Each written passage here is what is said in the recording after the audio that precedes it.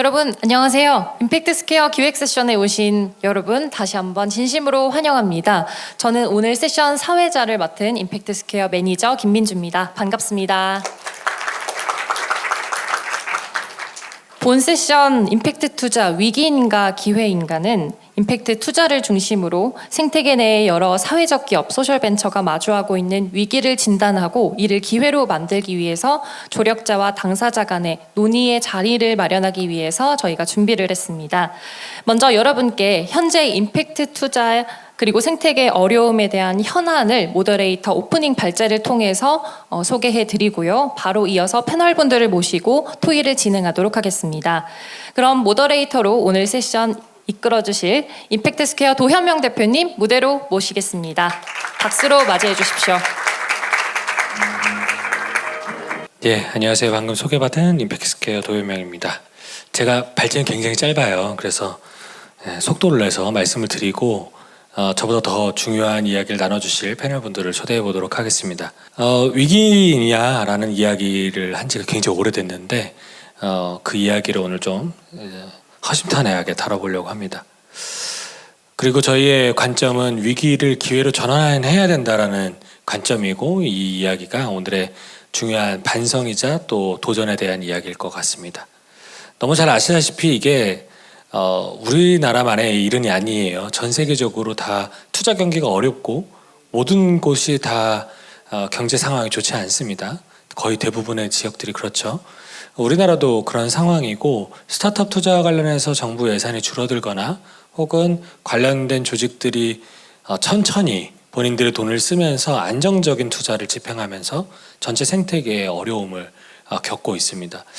이거 올해는 끝날 거야, 올해는 끝날 거야 이런 이야기를 한 지가 벌써 지금 2년이 되고 넘어가고 있는 중이라고 보실 수 있습니다. 임팩트 투자는 메인스트림 투자가 아직 되지 못했기 때문에 더더군다나 어려움을 겪고 있는 거죠. 생태계 전반이 겪고 있는 이 어려움은 사실 일반적인 투자 씬, 스타트업 씬에서도 다 동일하게 겪고 있습니다. 펀드가 계속 줄고 있고 투자 건수도 줄어들었어요. 저희도 투자를 하고 있습니다만 예전보다는 좀 더 보수적으로 투자하게 되고 특히 저희가 조심스러운 것뿐만 아니라 우리가 투자한 다음에 후속 투자할 조직이 없어요. 다들 돈줄을 이렇게 조이고 있기 때문에 이런 부분들을 고려하다 보면은 다들 이렇게 조금씩 조심하다 보면 전체적으로 위축되는구나 라는 생각을 하게 됩니다. 그러면 기업들이 어떻게 됩니까? 어떤 시기에는 스타트업들은 적자를 내면서도 성장할 수 있는 규모를 만들고 또 도전하기 위해서 노력하게 되는데 그때 현금이 돌지 않으면서 폐업이 늘어나게 되는 거죠. 임팩트 투자의 전체적인 역사를 살펴봤을 때 사실 이제 막 청소년기, 그러니까 사람으로 따지자면 이제 막 성장기를 도모하고 있는 중이었는데 전반적인 어려움을 겪게 된 겁니다. 청소년기의 성장에 어려움을 겪게 되면 성장과 발육에 있어서의 한계가 올 수도 있잖아요. 그만큼 중요하다는 얘기고 그만큼 우리가 신경 써야겠다는 이야기입니다. 저희가 좀 반성을 해보자면 충분한 고민들이 그동안 있었지만 그럼에도 불구하고 좀 더 고민했으면 더 좋았을 텐데 라는 생각도 있고 어떤 성장의 경로나 성공했다라는 사례들이 좀 불충분했던 건 아닌가라는 스스로의 자성도 가지고 있습니다. 특히 워싱에 대한 경계가 점점 늘어나고 있고 대중이 보기에 혹은 일반 시장이 보기에 저게 뭐가 달라? 라는 하는 이야기를 점점 많이 듣게 되면서 우리는 생각보다 우리가 증명하는 것에 대해서도 한계를 좀 갖고 있는 건 아닌가? 라는 생각도 자성으로 갖고 있습니다. 그래서 좀 고민해보자는 겁니다. 이제 여기에 계신 분들이 임팩트 투자와 어떤 방식으로든 관련성이 있으실 겁니다. 혹은 생태계와의 관련성을 갖고 계실 텐데요. 그럼 우리가 외부에서 벌어지는 외부적 사건에 대해서도 뭐 좀 더 나아지면 좋겠다라는 바람을 가지고 거기에 대해서 목소리를 내고 해야겠지만 일단 우리가 할 수 있는 일들부터 바꿔나가야 되는 게 아닌가라는 생각이고 우리부터 좀 더 힘을 내고 우리부터 좀 더 고민을 해나가야 된다라는 생각인 겁니다. ESG와 관련된 부분이 굉장히 물 들어올 때 노져야 된다라는 표현이 어울릴 정도로 한때 한국을 휩쓸었습니다. 모든 영역에서 ESG를 떠들었고 지금도 줄어들었지만 아직 존재하죠.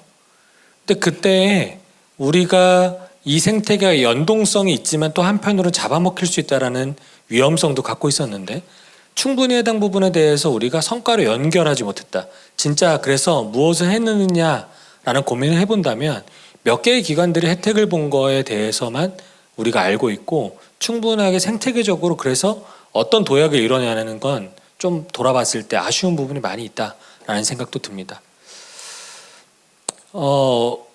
근데 이제 당연히 우리가 포기하는 건 아니고요. 뭐 그럴 생각도 없고 저희가 이거 15년 동안 해왔는데 한 15년 더 하고 싶고 결과를 내고 싶고 우리가 좀 더 잘할 수 있다는 걸 증명해내고 싶은데요. 어떤 방식으로든 위기라는 건 지나가게 되어 있습니다. 그리고 그 뒤에 기회가 오도록 되어 있는 과정들 우리는 너무 많이 살펴봤죠. 그럼 지금 위기의 끝자락쯤에 어디쯤에 있다면 다음 기회가 무엇인지에 대해 그리고 심지어 기회를 앞당길 수 있는 방법은 무엇인지에 대해서 우리가 고민할 타이밍이 와 있다는 겁니다. 임팩트 스타트업이라는 이 영역, 임팩트 비즈니스라는 이 영역에서 우리가 미션과 사회적 연결성 때문에 실패 확률이 다소 낮습니다. 일반 스타트업보다. 미국에서는 10년이 넘는 데이터로 증명이 되어 있고 한국도 저희가 경험하기로는 70개가 넘는 스타트업에 저희가 투자를 해왔지만 그중에 현재 폐업을 기록하고 있는 곳들은 한 4곳 정도 굉장히 희소합니다. 물론 어려운 기업들은 많이 있어요. 하지만 좀 더 우리가 미션이 있기 때문에 사회와 복합적으로 연결되어 있기 때문에 점차적으로 점진적으로 리스크를 해칭할 수 있는 능력을 어느 정도 갖고 있다는 겁니다. 혹은 내실적으로 봤을 때 ESG와 관련된 부분이 점차적으로 약간 거품은 꺼졌지만 점차적으로 그것들이 현실화되고 있고 말만 하고 홍보만 하던 어떤 ESG에 대한 트렌드가 이제는 실제로 넘어가기 시작하는 틈에 있기 때문에 우리는 그걸 선용할 필요가 있다라는 생각도 듭니다. 그래서 저희가 갖고 있는 여러 아젠다가 있을 텐데요. 뭐 예를 들어서 예시입니다. 뭐 로컬, 지금 임팩트 투자 펀드는 좀 줄었을지 몰라도 혹은 지원들이 일부 줄었을지 몰라도 지역에 있는 문제, 지역 활성화와 관련된 이슈들은 굉장히 많은 예산들과 또 많은 활동들이 늘어나고 있습니다. 우리의 솔루션이 거기에 연결된다면 혹은 글로벌, 최근에 그런 기사 많이 보셨을 거예요. 한국 스타트업들이 중동에 가고 또 오늘 임종욱 실장님도 오셨는데 그 아시아에 있는 다른 개발도상국에도 도전을 하고 이렇게 시장을 늘려가면서 우리가 새로운 지경을 만들어가는 거죠. 이 부분에도 우리의 기회가 있지 않을까. 그리고 ESG가 말씀드렸듯이 말만 하고 홍보만 하던 것도 굉장히 많았는데요. 이제는 진짜 규제에 대응하고 경쟁력의 차원에서의 고민을 하고 있는 기업들이 조금씩 더 늘어나고 있기 때문에 솔루션 레벨에서 우리가 협업할 수 있는 아젠다가 있지 않을까.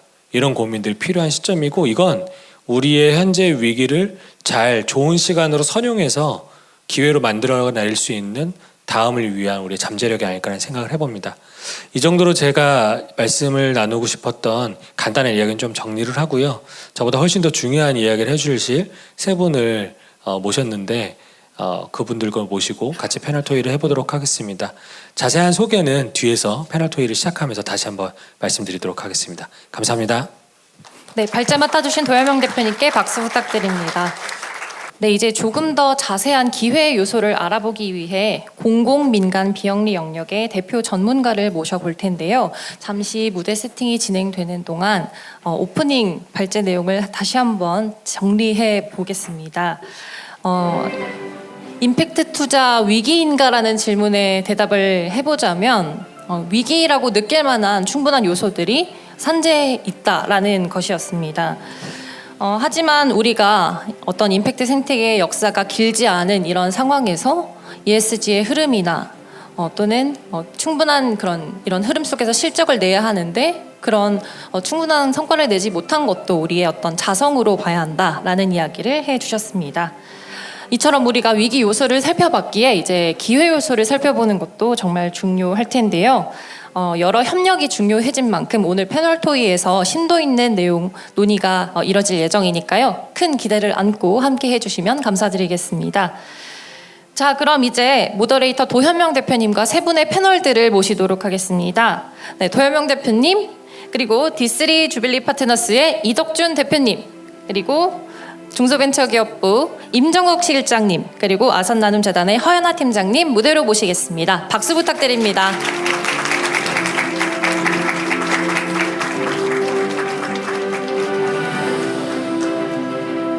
다시 인사드리겠습니다. 오늘 잠깐 발제도 했었고 이제 모더레이터로 운영을 하게 될 도현명입니다. 오늘 굉장히 중요한 분들을 모셨습니다. 제가 이 논의를 이끌어가야 된다는 걸 듣고 나서 열심히 우기면서 이런 분들이 필요하다라고 말씀을 드렸는데 잘 요청에 응해 주셔갖고 이 자리에 모시게 됐는데요. 일단 저와 가까운 쪽부터 좀 소개를 드리도록 하겠습니다. 이 투자라는 영역에 있으면 또 출자라는 영역도 있고 또 그걸 투자와 함께 지원도 필요하지 않습니까? 다양한 스타트업을 지원하고 계시고 또 출자 사업도 하고 계시는 아산나눔재단의 허연아 팀장님 나오셨습니다. 감사합니다. 예, 그리고 저희 이 소셜벤처, 물론 임팩트 스타트업이라는 영역에 소셜벤처만 있는 건 아니지만 소셜벤처 영역에서 정부의 중후부처는 중기벤처부입니다. 그 영역에서 활동하고 계시는, 그리고 오랫동안 저희 영역에서 막 심사도 와주시고 많이 지원도 해주신 임정욱 실장님 오셨습니다. 예. 그리고 사실 저희 영역이 그렇게 역사가 길지 않아갖고 제가 창업한 지도 오래됐잖아요. 저한테 선배가 별로 없습니다. 그래서 늘 선배에 대한 갈망과 배고픔이 있는데 거의 유일한 저의 이 영역에서 선배이신 이덕준 대표님, D3 주빌리의 이덕준 대표님이십니다. 네, 이렇게 오늘 LP 그리고 지원기관이고 또 벤처캐피탈 그리고 정부 부처에서 이 이슈와 관련돼서 논의를 진행해 주실 예정입니다. 네, 저희 토의 주제 3가지가 일단 있는데 뭐 세 분 다 의견을 다 들을 수 있으면 참 좋겠지만 시간상 이게 어떨지 모르기 때문에 제가 잘 조절을 해가면서 해보도록 하겠습니다. 첫 번째 질문은요. 이 임팩트 투자 영역에 대한 어떻게 보면은 위기라고 이야기하는 이 영역에 대해서 이 상황에 대해서 여러 가지 요소 또 현황 분위기 이런 부분들이 느껴지고 있는 겁니다. 각자의 상황에 따라서 각자의 영역에 따라 조금씩 다르게 느껴지고 있겠죠.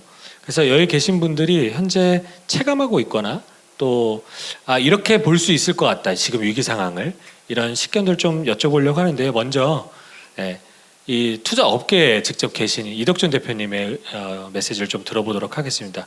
어떻게 보고 계십니까? 첫 번째 질문 이제 진단에 대한 질문인데 우리나라에서 임팩트 투자가 얼마나 이제 하면은 따지는 기준에 따라 다르겠지만 대충 한 15년 길게 잡으면 또는 이제 제도적인 임팩트 투자 펀드의 기준으로 잡으면은 이제 우리 한벤투에서 출자를 시작한 2018년부터 이렇게 잡을 수 있는데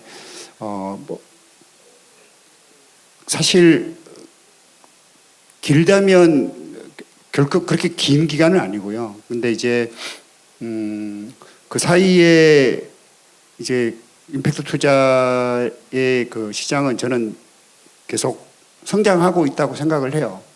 한 10년 전에 임팩트 투자의 어떤 시점과 지금 비교해 보면 분명히 성장을 해 있고 또 다양화도 되어 있습니다.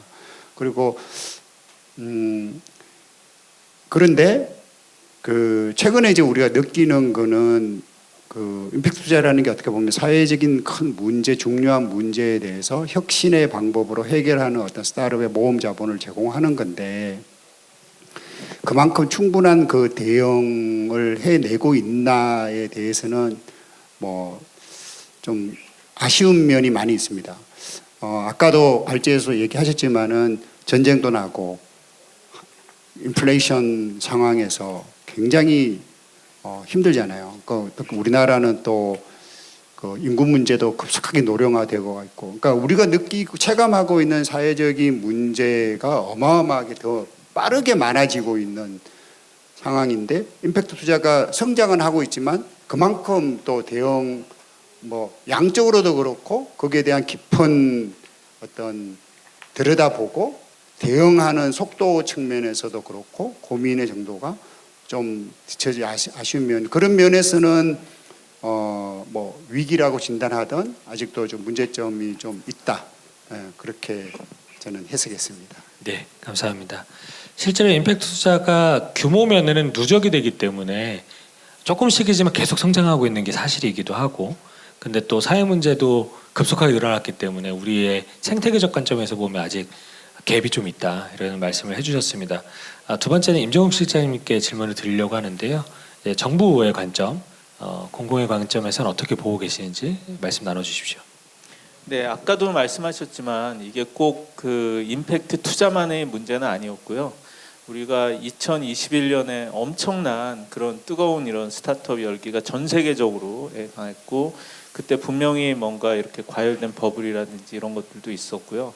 그게 22년 초까지 상반기까지 이어지다가 22년 하반기부터 이렇게 내려가기 시작을 했거든요. 그때 거의 모든 이런 스타트업들이 굉장히 큰 어려움을 느끼고 2023년에 또 계속 그게 이어지면서 벤처 투자도 사실은 많이 줄었습니다. 그래서 2021년을 보면 저희 통계로 보면 벤처 투자사하고 신기사 그 합해서 보면 한 16조 정도가 투자가 됐거든요. 이 한국의 경제 규모라든지 이런 걸 봤을 때 엄청나게 투자가 사실은 됐던 거고, 그때의 그런 그 호황기에서 이게 뚝 떨어져서 작년에 한 10조 정도 이렇게 그 투자가 많이 떨어지고 그러다 보니까 그게 있었고, 그래서 임팩트 투자나 일반 그런 다른 스타트업이나 뭐랄까 굉장히 그 비즈니스 모델이라든지 수익성이라든지 이런 걸 증명을 해야만 살아남을 수 있고, 계속 이 시장에서 투자가 굉장히 줄어든 상황에서 어떻게 그걸 증명을 해야만 후속 투자를 받고 살아남을 수 있기 때문에 그게 굉장히 좀 위기였다. 그 긴 어려운 터널을 지나갔다라고 말씀드릴 수 있고요.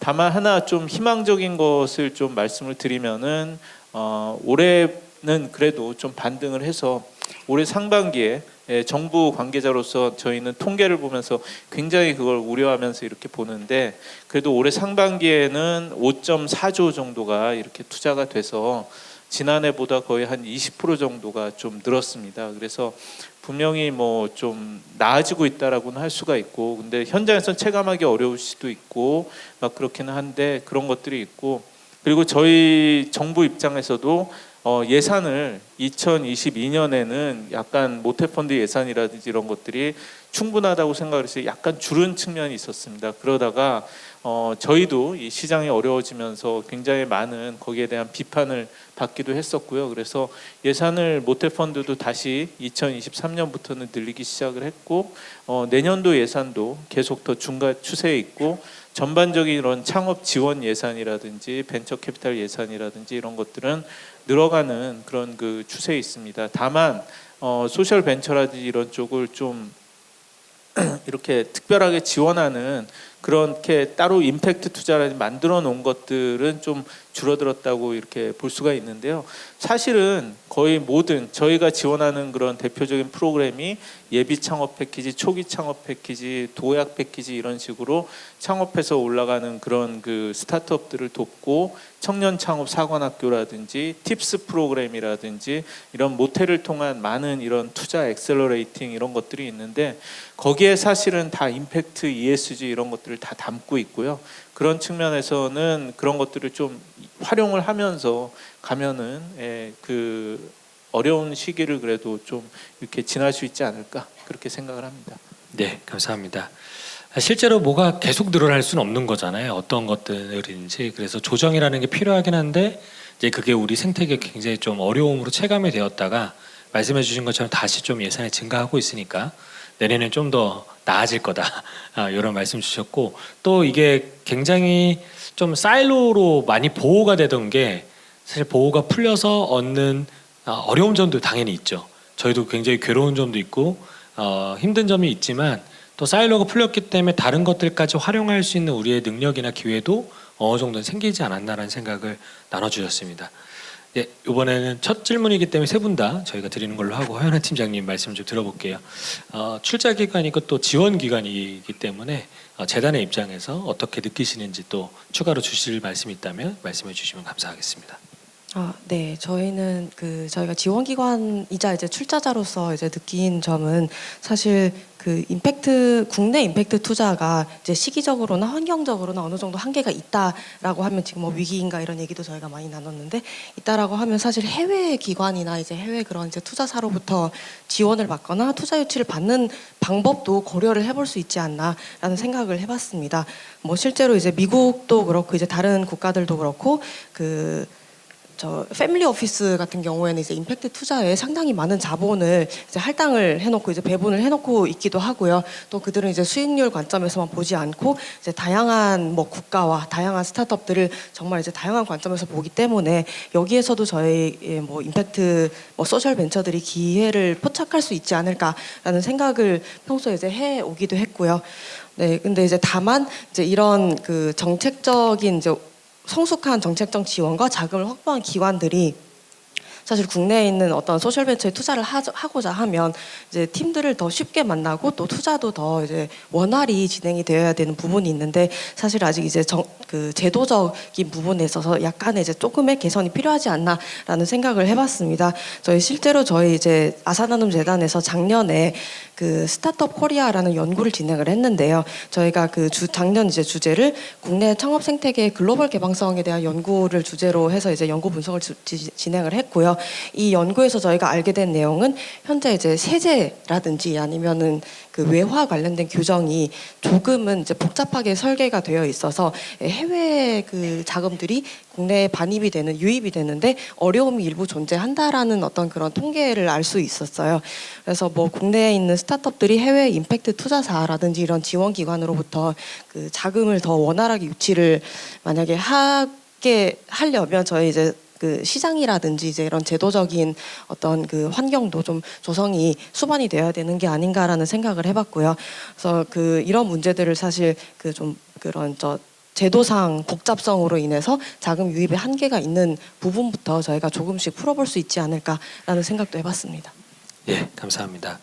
거기에 대해서 약간 말씀드릴게요. 예. 안 그래도 요청드리려고 했습니다. 뭐 그렇게 아산 나눔에서 이런 글로벌 개방성에 대해서 이렇게 연구 보고를 해주시고 저희도 그런 것을 많이 참고를 하고 이렇게 같이 보면서 하고 있고요. 그래서 특히 이렇게 해외 투자사들이 한국에 투자를 하거나 막 이럴 때 겪는 여러 가지 어려움들에 대해서 저희도 연구를 하고 어느 정도 그런 것들을 보완할 수 있는 정책을 지금 어느 정도 만들었고요. 이번 가을 정도에 발표를 할 예정입니다. 그래서 하나씩 이렇게 얘기를 해주시면 다 좀 저희가 참고를 해서 반영을 하고 있으니까 이렇게 체계적으로 해서 알려주시는 게 굉장히 중요한 것 같다는 말씀을 한번 드리고 싶었습니다. 예, 감사합니다. 안 그래도 하나 팀장님께서 계속 실장님을 쳐다보면서 말씀하셔갖고 그래서 되게 라이트 퍼슨에게 잘 말씀하고 계시다 생각했는데 바로 답변까지 주셔서 감사합니다. 사실 한국은 정부가 이 또 출자기관의 역할이 굉장히 중요하거든요. 직접 출자도 되고 예산으로 또 공공기관을 통해서 출자를 하시기도 합니다. 그래서 굉장히 많은 돈들이 그렇게 나오고 있고 임팩트 투자도 그러한데요. 방금 팀장님 말씀 주신 것처럼 글로벌에 보면 사실 뭐 미국에서 정부가 임팩트 투자에 출자한다 직접 하는 건 거의 없다고 보시면 됩니다. 그렇죠? 이제 가끔씩 연기금에서 간접 투자가 일어나거나 아니면 공공기관에서 관련된 지원 사업들이 진행되는 게 가끔씩 있습니다. 굉장히 많은 경우는 패밀리 오피스나 재단들에서 활동도 일어나고 있고 아산나눔재단은 국내에 몇 안 되는 개인이 출자를 해서 만들어진 대규모 재단이거든요. 대부분의 재단들은 기업이 출자해서 만들어진 재단입니다.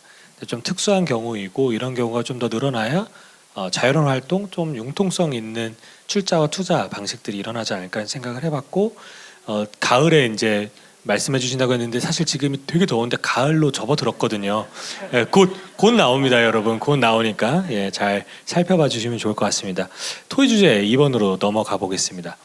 2번은 지금 저희가 우울한 얘기를 앞에서 제가 한참 했고 또 지금도 그래 우리가 한계가 좀 있는 것 같다. 좀 한계가 있는데 기회를 찾아보자라는 얘기를 하고 있는 거잖아요. 그래서 기회에 좀 더 초점을 맞춰서 이야기를 나눠보도록 하겠습니다. 글로벌이든 국내 어떤 기조든 여러 가지 상황들이 있는데 기회, 어떤 기회가 우리에게 있을지를 좀 이야기를 나눠보겠습니다. 먼저 임정욱 실장님께 질문을 드리겠습니다. 뭐 여러 가지 테마들이 지금 또 정책적으로 많이 진행을 하고 계신데요. 최근에 제가 기사를 볼 때마다 실장님께서 해외에 계시더라고요. 글로벌에 대한 아젠다도 있는 것 같고 딥테크라든지 CVC 같은 여러 아젠다가 있는 것 같은데 이런 것도 우리의 기회가 될 수 있다. 이런 말씀 한번 나눠주시면 감사하겠습니다. 네, 저희가 뭐 정책으로서 가장 많이 얘기하고 있는 두 가지 키워드는 그런 것 같습니다. 글로벌과 딥테크라고 할 수가 있고요. 모든 것들을 글로벌화하는, 지금 제가 아까 말씀드린 예를 들면 16조, 10조 이런 통계는요, 전부 한국의 벤처 캐피탈이 한국 스타트업에 투자한 것만 넣은 거거든요. 그래서 기업이나 해외 벤처 캐피탈이 한국에 투자한 그런 이 통계는 뺀 겁니다. 그러니까 사실은 더 많고요. 사실 굉장히 중요한 게 이제 글로벌하게 이제 투자를 받는 게 아까도 조금 말씀을 하셨지만 그런 것들이 되게 중요하고 기회들이 많이 있다라고 생각을 하고, 거기에서 특히 강조하고 싶은 게 이렇게 사회적 문제라든지 그런 것들을 기술이라든지 이런 것도 푸는 경우에는 CVC가 굉장히 중요한 투자처가 되는 것 같습니다. 한국에서도 대기업들이 이제는 거의 모든 대기업들이 다 CVC를 가지고 직접 벤처 투자를 이렇게 하고 있고요. 그래서 각 기업들이 니즈라든지 이런 걸 파악해서 그런 기업들하고 협업을 하는 것들이 굉장히 중요하고, 그리고 또 글로벌하게도 보면 굉장히 또 많은 글로벌 CVC들이 있습니다. 그래서 오늘 마침 또 누가 와서 연결을 해줘서 소니 그룹의, 일본 소니 그룹의 CVC 회장하고 대표님이 오셔서 제가 오늘 점심을 여기서 했는데요. 거기에도 소니 이노베이션 펀드가 있는데 ESG 버전 펀드가 있더라고요. 그래서 ESG에만 투자한다는 그런 것들이 있고요. 그리고 그래서 그런 쪽에서 큰 좀 기회가 있고, 여러분들이 조금 하는 사업을 좀 글로벌한 마인드로 확장을 하셔서 이렇게 하다 보면 해외에서도 똑같은 문제를 고민하고 있고 뭐 그런 많은 회사들이 있는데, 그런 회사들이 사실은 한국은 굉장히 훌륭한 이런 그 스타트업들이 많은 것에 반면 해외에서는 잘 모르는 경우가 많습니다. 그래서 저희 중기부가 하는 게 그런 CVC들을 많이 초대를 해서 연결을 많이 하려고 하고요. 그래서 사례로 하나 이렇게 말씀드리고 싶은 게, 저도 보고 흥미롭다고 생각을 한 건데 LD카본이라는 회사가 있습니다. LD카본이 폐타이어를 리사이클하는 그런 회사인데 몇 달 전에 한 400억 정도의 투자를 받았거든요. 그전에는 200억을 받고 400억을 받았는데 그 400억 투자를 200억 이상 투자를 하면서 리드한 게 일본 토요타 그룹의 CVC인 우분 캐피탈이라는 곳이었습니다. 그래서 우분 캐피탈이 사실 한국 기업에 처음 투자를 한 것인데요. 어떻게 해서 그걸 이끌어냈냐고 했더니 이건 토요타가 풀고자 하는 문제를 자기들도 풀고 있었고, 그렇기 때문에 제안을 하면 될 거라고 생각을 하고 꾸준히 그걸 컨택을 했고, 마침 한국에 거기서 사람이 온다고 해서 만나서 설명을 하고 그걸 계속 하다 보니까 1년 이상이 걸리기는 했지만 결국 그런 투자 유치를 이뤄낼 수 있다라는 거거든요. 그래서 우리가 사실은 한국의 투자 시장이 너무 풍족하고 좋아서 많은 기업들이 해외를 보지 않는 경우들이 많아요. 그런데 도전을 하면은 사실은 그런 가능성이 된다고 생각을 하고요. 다만 말씀하신 것처럼 해외 벤처 투자자들이 한국 기업에 투자하려면 좀 주저하는 것도 있고, 한국의 투자 계약서라든지 이런 관행이나 이런 것들이 많이 달라서 그런데 저희가 그런 장애물을 좀 많이 없애보려고 노력을 하고, 한국에 일단 한번 해보기 시작을 하면은 계속 할 수 있도록 이렇게 유도를 하려고 합니다. 감사합니다. 글로벌의 기회가 있다. 글로벌에 특히 뭐 CVC, 특히 작년에 일본이 처음 창업진흥에 대한 정책을 발표하면서 한국을 굉장히 많이 두드리고 있지 않습니까? 저한테 그런 얘기를 하더라고요. 일본에 있는 한 투자 영역에 있는 분이 돈은 일본에 참 많은 것 같은데 창업하는 사람이 없다. 그래서 한국 팀들이 현지에서 사업을 좀 더 열심히 해줬으면 좋겠다. 일본 현지에서. 본인들이 투자할 생각이 있다. 이런 생각을 많이 나눠줬는데, 아쉽게도 우리에게는 아직 그게 검토가 일반적으로 일어나는 영역은 아니어서 말씀하신 대로 좀 더 기회가 열리고 좀 더 수월하게 갈 수 있는 방법들이 소개가 되면 좋지 않을까라는 생각을 해봤습니다. 이번에는 또 이덕준 대표님께 질문을 드려보려고 합니다. 글로벌과 관련돼서는 이덕준 대표님이 나눠주실 이야기들이 좀 있을 것 같은데요. 또 글로벌 임팩트 투자자 네트워크 중에 하나인 토닉에 또 리드를 맡고 계시기도 하지 않습니까? 해당 부분에 대해서 어떤 트렌드가 좀 있는지, 어떤 포인트들을 좀 우리가 신경 쓰면 좋을지 나눠주시면 감사하겠습니다. 주신 말씀에 대답하기 전에 먼저 하나 말씀을 드리고 그 임팩트 투자 부분 또 대답하겠습니다. 그 이제 기회 임팩트 투자 이제 저희는 이제 임팩트 투자는 되게 분야가 되게 다양한데요. 저희는 이제 벤처 자산에 투자를 하는 거고 어떤 경우에는 그 픽스드 인컴이라고 이제 이런 분야도 있고 또 상장사도 이제 ESG가 아니라 좀 임팩트 관점에서도 운영하는 여러 가지 또 리얼 아셋, 부동산, 주거 이런 다양하게 굉장히 존재를 합니다. 이제 저희는 이제 벤처 부분에 있어서의 그 혁신, 이제 벤처 혁신을 추구할 수밖에 없고 이제 기술도 보고 그렇게 하는데 임팩트 투자라는 것은 그것이 풀고자 하는 문제가 정말 우리 사회에 필요한 그 사회적인 니드랑 조금 더 가깝게 결부시키는 이제 그거든요. 그러니까 혁신도 추구하고, 그러니까 무조건은 우리가 화성에 가자 이게 아니라 정말 우리에게 삶에 다가오는 그 문제를 조금 더 밀접시켜 보자고 하는 거죠. 근데 그 문제가 있는 곳에 이제 기회가 있다고 생각을 하는데 그게 말처럼 쉬운 게 아니잖아요. 이게 굉장한 이제 그 과정에서 실패의 확률도 많고 시간도 되게 많이 걸리는 거죠.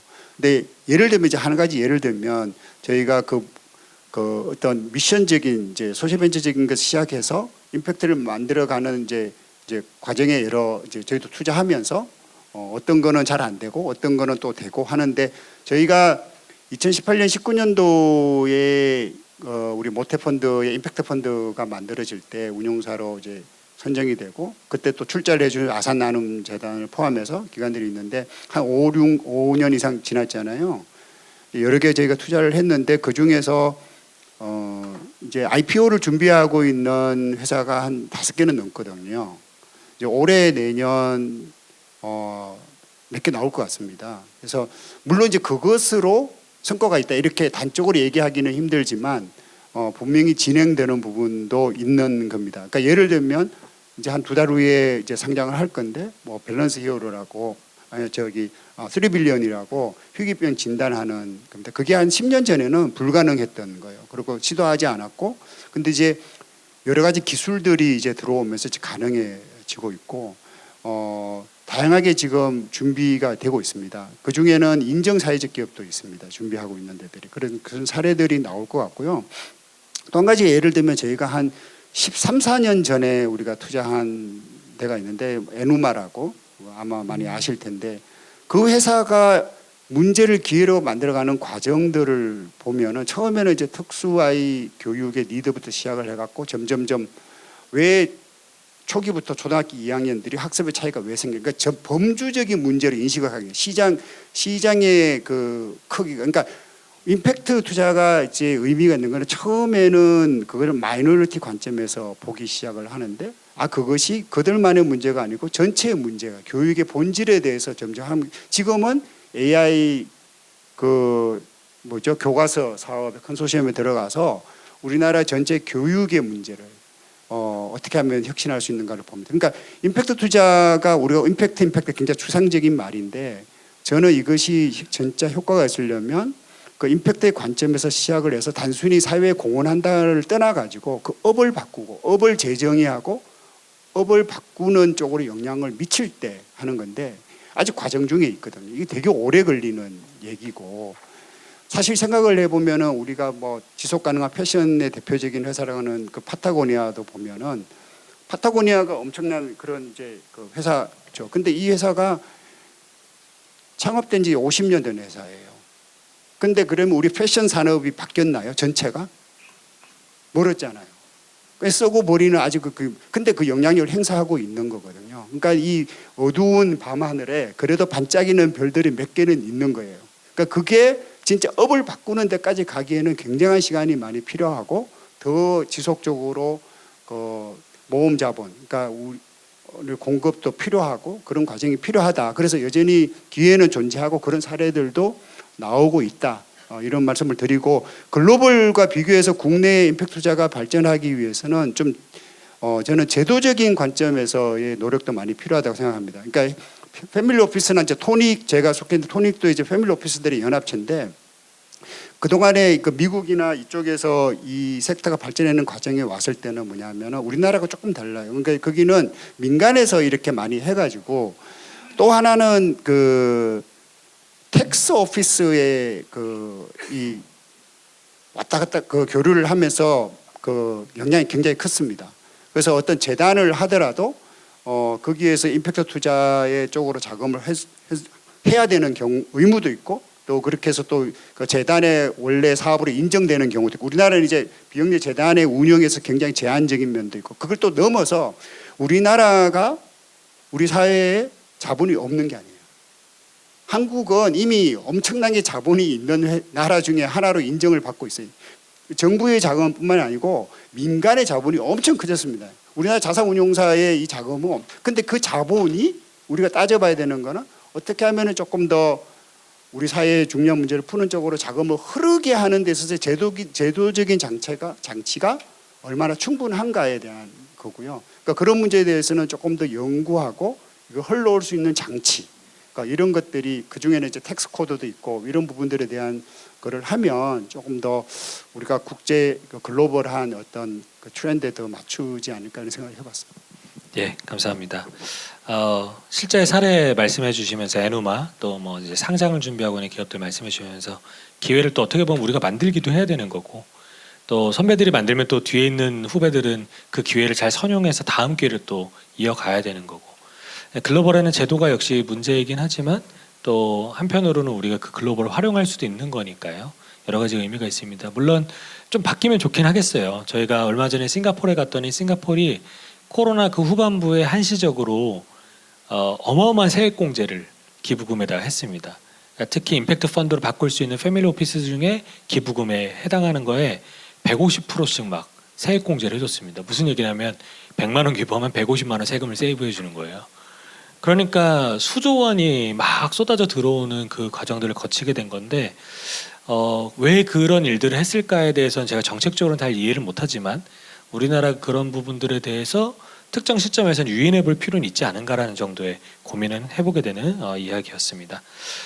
저희가 시간이 꽤 많이 지나갔고 세 번째 질문으로 넘어갈 텐데, 제가 굳이 세 분 다 이야기를 듣고 싶어서 조금 짧게 요약을 해서 진행을 해주시면 훨씬 더 진행하는데 도움이 될 것 같습니다. 세 번째 이야기는 뭐냐면요, 우리가 직접 하고 계시는 각 조직의 활동들과 연관되어서 이런 흐름들 잘 활용해 보면 좋겠다. 우리는 이런 데에 관심이 많으니까 이런 영역에서 우리의 활동들과 연계되면 좋겠다. 이런 설명들을 좀 부탁드리도록 하겠습니다. 지금 말씀해 주신 김에 이덕준 대표님 먼저 설명해 주시면 감사하겠습니다. 네네, 저희 이제 운용사, 임팩트 운용사, 저희가 이제 보는 거는 분야가 이제 크게 보면 이제 하나는 이제 기후테크, 기후솔루션을 계속 이제 저희 하는 거 있고요. 두 번째는 이제 그 기후 아닌 일반, 사실 그 영역 훨씬 더 큽니다. 그러니까 다양하고 헬스케어도 있고 뭐 주거도 있고 뭐 교육 분야도 있고, 이제 아까 말씀드린 대로 저희가 한 5, 6년 전에 그쪽 펀드를 만들어서 이제 그것도 이제 회수할 때가 다 돼가는데, 그 후속 펀드도 조금 저희가 좀 생각해봐야 될 거, 그렇게 생각하고 있습니다. 예, 기후 쪽 관심 가져주시고 그 외에도 잘 문을 두드려 주시면 좋을 것 같습니다. 두 분은 이제 또 출자자이자 또 지원기관으로서의 역할이고 정부와 민간으로 구분되어 있는데요. 임정우 실장님께 먼저 질문 드리겠습니다. 정부 정책 저희가 방향도. 요즘에 신경 쓰는 것은 역시 기후테크나 뭐 그런 쪽도 관심이 많고요. 그런데 그 저희 장관님이 외교부에서 오셨어요. 그래서 외교부에 계실 때 굉장히 관심을 갖고 이렇게 만드신 프로그램이 CTS 프로그램이라고 해서, 이게 개도국의 그런 그 사회적 문제라든지 그런 것들을 코이카와 함께 해서 우리 스타트업들이 가서 해결하는 그런 겁니다. 그래서 한국 스타트업들이 전 세계 개도국의 이런 사회 문제라든지 이런 것을 공헌할 수 있는 그런 그 기회이기도 하고요. 그래서 저희가 그 코이카와 또 협력을 해서 그 CTS 프로그램과 팁스 프로그램을 붙여서 조금 더 이 많은 지원을 하는 그런 시도도 하고 있고요. 그래서 그런 쪽으로 좀 우리 그 임팩트 소셜 기업들이 글로벌 무대에서 이렇게 나가서 좀 사회 문제를 풀고 POC를 할 수 있는 그런 좀 지원 사업을 내년엔 더 열심히 하려고 합니다. 감사합니다. 방금 말씀하신 거 잘 들으셨죠? 예, CTS. 예, 팁스가 이제 막 시작이 됐습니다. 그렇죠? 이제 막 공고가 나왔기 때문에 한번 확인을 해보시면 좋을 것 같습니다. 예, 아사남 재단과 연관돼서 말씀해 주시면 감사하겠습니다. 네, 저희가 주로 보는 분야에 대해서 말씀을 드리자면 이제 두 가지 관점에서 말씀을 드리고 싶은데요. 아까 이제 저희 소개해 주셨던 것처럼 이제 저희는 출자도 하고 지원 기관이기 때문에 지원도 하는데요. 우선 그 출자 관점에서 말씀을 드리면 저희는 그 스타트업에 직접 투자하는 조직은 아닙니다. 대신 저희는 정주영 엔젤 투자 기금이라는 기금을 운영을 하고 있고요. 이 기금을 통해서 저희는 다양한 이제 펀드들을 발굴을 하고 이제 그들이 더 이제 다양한 시도를 할 수 있도록 이제 마중물을 붓는 역할을 재단에서 하고 있습니다. 그래서 이제 펀드를 저희가 운영을 할 때 사실 재단의 이제 비전과 미션에 굉장히 온라인이 잘 되어 있는지에 대해서 판단을 많이 하는데 그 비전과 미션 그 또 운영 방향성이나 이제 이런 것들을 볼 때 저희는 그 임팩트나 이제 소외 분야 이런 것들을 사실 그 제외하고 얘기를 할 수가 없습니다. 저희 재단은 이제 임팩트 부분에 있어서는 아까 앞서서 이제 저희 대표님과 실장님께서 말씀 주신 것처럼 저희도 이제 기후 테크 관련해서 사실 상당히 중요하게 생각을 하고 있고요. 그래서 기후 테크 스타트업을 위해서 이제 조성된 펀드라든지 이제 그쪽 펀드에 조금 더 이제 그 주 목적을 두고 있는 펀드라든지 이런 데를 저희가 많이 발굴을 해서 지금 출자를 하려고 하고 있고요. 사실 재단은 소외 분야에도 굉장히 관심이 많은데요. 소외 분야라고 하면 사실 이 투자의 흐름을 볼 때 그 어떤 시기든 상대적으로 소외 분야가 존재하기 마련입니다. 뭐 한때는 바이오 헬스가 이제 소외 분야였던 적이 있었고요. 또 소부장이라고 해서 소비 부품 이제 이런 것들이 소외 분야였던 적이 있는데 재단은 항상 이제 그 소외 분야가 지금 현 시점에 상대적으로 소외적인 분야가 어떤 분야인지 좀 파악을 하려고 하고요. 이런 분야의 스타트업들을 발굴을 해서 예를 들어서 지역에 있는 스타트업들도 해당이 되기도 하고요. 이런 이제 스타트업들을 발굴을 해서 이제 주로 투자를 하겠다라고 하는 펀드가 있으면 저희는 이제 그런 펀드에 힘을 실어주고 이제 그런 이제 액션들을 통해서 그 생태계 조성에 기여를 하려고 하고 있습니다. 그래서 그 소외 분야 그리고 기후 테크 쪽에서 이제 저희는 이제 그 기회를 좀 많이 보고 있고요. 또 지원 사업 같은 경우에도 사실 결을 크게 달리하진 않는데요. 재단에서 이제 다양한 청년 창업 지원과 이제 사회혁신과 양성 사업을 하고 있다 보니까 이 부분에 있어서도 저희는 사실 소외 분야라든지 이렇게 기후 테크라든지 이런 이제 테마들을 사업 전반에 녹여서 저희가 지원 사업을 하고 있습니다. 그래서 그 기후 테크 스타트업을 위한 지원 사업도 사실 런칭을 해서 운영을 하고 있고 또 글로벌 진출을 위한 그 한국 스타트업들이 해외로 나가고자 하는 스타트업들을 지원하는 프로그램도 많이 운영을 하고 있고요. 또 한 가지만 이제 예시를 들어서 구체적으로 말씀을 드리고 싶은 건 재단의 아산상회라고 하는 프로그램이 있는데요. 그 탈북민 중심으로 한 이제 창업팀을 지원하는 프로그램입니다. 그래서 저희는 매년 이런 그 북한 이탈 청년이 대표자로 되어 있는 창업팀을 선발을 하고 그들이 사업이 이제 고도화가 될 수 있도록 또 다양한 지원을 하고 있는데 이들이 나중에 기관 투자를 받게 된다라고 하면은 재단에서 매칭 그랜트라는 기금을 또 이제 그들에게 이제 수여를 하는데요. 사실 그 임팩트 통일 임팩트의 목적을 두고 있는 이 야산상회 팀들의 이 취지에 사실 공감을 하고 투자를 집행을 하기에는 사실 굉장히 좀 한계도 있고 어려운 부분이 있다라고 저희는 생각을 해서 재단이 이런 매칭 그랜트를 운영을 함으로써 이런 임팩트 통일 임팩트나 이런 취지에 이제 힘을 쏟는 그 투자자들에게 저희도 힘을 보태고자 하는 등 이제 이런 것들에 저희는 이제 주로 이제 포인트를 두고 사업을 추진을 하고 있습니다. 예, 감사합니다. 아산상의 그 탈북민 창업자들은 저희가 이번에 같이 미국에 있는 소캡에 참여하기도 합니다. 예, 저희가 사실 네 번째 질문이 있긴 있어요. 예, 협력에 대한 이야기입니다. 근데 지금 시간이 거의 다 돼갖고 이덕준 대표님께만 질문을 좀 드리고 다른 두 분께 죄송하지만 요번은 이 질문에 넘어가도록 대답하려고 하겠습니다. 하나 생각한 게 있어가지고 예. 하겠습니다. 저희가 이제 임팩트 투자 운용사에 투자를 하는 기관이잖아요. 근데 실제로 임팩트 창출은 이제 여러 공공기관, 지자체, 비영리, 민간 이렇게 굉장히 협업을 해야지 만들어지는 것 같아요. 이제 그렇게 생각하고 예를 들면 저희가 그 동력 휠체어를 하는 그 토더웍스라는 이제 걸 투자를 했는데 제품 좋거든요. 세계적인 경쟁력이 있고. 근데 이제 우리가 왜 지난번에도 보면은 장애인 이동성 때문에 사회적인 문제가 됐고 했잖아요. 우리가 그걸 하나 투자했다고 해서 그 회사가 그거를 몇 대 팔았다고 해서 임팩트가 생기는 건 아니잖아요. 그러니까 그런 혁신의 어떤 제품이 나왔을 때 이거를 바탕으로 해서 확산하기 위해서는 어떤 지자체나 또는 민간의 어떤 리서치나 또 정책적인 전환이라든가 또는 기존의 그 뭐 지하철이나 버스라는 게 쭉 심리싹 이어지는 이 체계를 만드는 그런 정책 기반자라는 이게 한번 놓고 회의하고 논의하고 어떻게 하면은 이거를 더 확산할 수 있는 논의가 굉장히 필요하다. 또 하나 얘는 예를 들면 우리가 투자한 것 중에 그 더함이라고 그 사회주택 만드는 그 위스테이 지축 별내 500세대에서 진데 있어요. 여기에서 한 4, 5년 됐거든요, 입주가요. 아주 특별한 여기에 이제 사회적인 자본이 형성이 되고 있는데 최근에 그 연구에 의하면 이 아파트의 출생률이 우리나라 대한민국 평균 출생률의 2배가 나왔어요.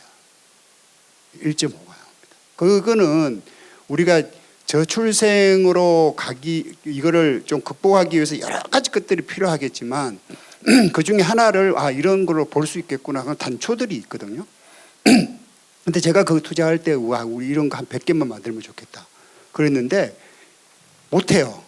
물론 그 사이에 이제 인플레이션도 되고 그러니까 부동산 프로젝트 힘들기도 하고 여러 가지 제도적인 뭐 이게 뭐 국토부의 어떤 혁신적인 모델로 선정되기도 했지만 여러 가지 이게 민관 프로젝트였거든요. 그러니까 그런 것들이 반복 하려면은 좋은 사례들을 갖다 놓고 논의하고 어떻게 하면 이걸 진짜 해서 진짜 우리가 풀려고 하는 문제를 풀 수 있나 그 문제 중심으로 다양한 주체들이 모여서 하는 논의가 좀 많이 필요하다. 그러면 좋겠다 이런 생각해 봅니다. 예, 감사합니다. 제가 이덕준 대표님과 많은 세션을 해봤지만 이렇게 적극적으로 준비하시는 게 있다고 말씀하신 지 처음이어서 시간을 잘 드렸는데 좋은 말씀 나눠주셔서 감사하고요. 저희가 마무리를 하도록 하겠습니다. 마지막 이야기가 협력에 대한 이야기였습니다. 사실 이런 사회적 가치 페스타 같은 이런 프로젝트나 아니면 우리가 또 만들게 되는 여러 가지의 그 장소들에서 모이는 모임들은 시간을 낭비하거나 혹은 단순히 네트워크를 위한 것뿐만이 아니라 각자 어떤 생각을 갖고 있는지 또 교환하고 전달하기도 하고 배우기도 하면서 진짜 협업은 무엇인지 고민하는 시간이라고 생각합니다. 오늘 이곳에 나눠진 이야기들 또 아까 허연아 팀장님이 실장님이 계속 쳐다보면서 이런 제도적 개선이 필요하다고 말씀하셨던 것처럼 우리도 각자에게 이야기를 전달할 만한 사람들 잘 찾으셔서 좀 이야기도 나누시고 협업이 일어날 수 있는 구조들이 차차 만들어졌으면 좋겠습니다. 이제 청소년기에 이른 임팩트 투자 생태계가 성인이 될 때까지 좀 더 많은 분들의 조력과 협업이 필요한 것 같습니다. 저의 아이가 하나 있는데 아직 초등학교 5학년이면서 중학교 혹은 고등학생인 것처럼 살려고 해요. 혹은 때로는 성인인 것처럼. 예. 사실 그 과정 중에 준비해야 될 것도 많고 아직 잘해야 될 것도 많고 애를 써서 공부해야 되는 것도 많이 남아있지 않습니까? 그런 상황들이라고 저는 생각합니다. 우리가 잘하고 있지만 더 잘하고 더 잘 성장하기 위해선 이 시기를 잘 보내면 좋겠다.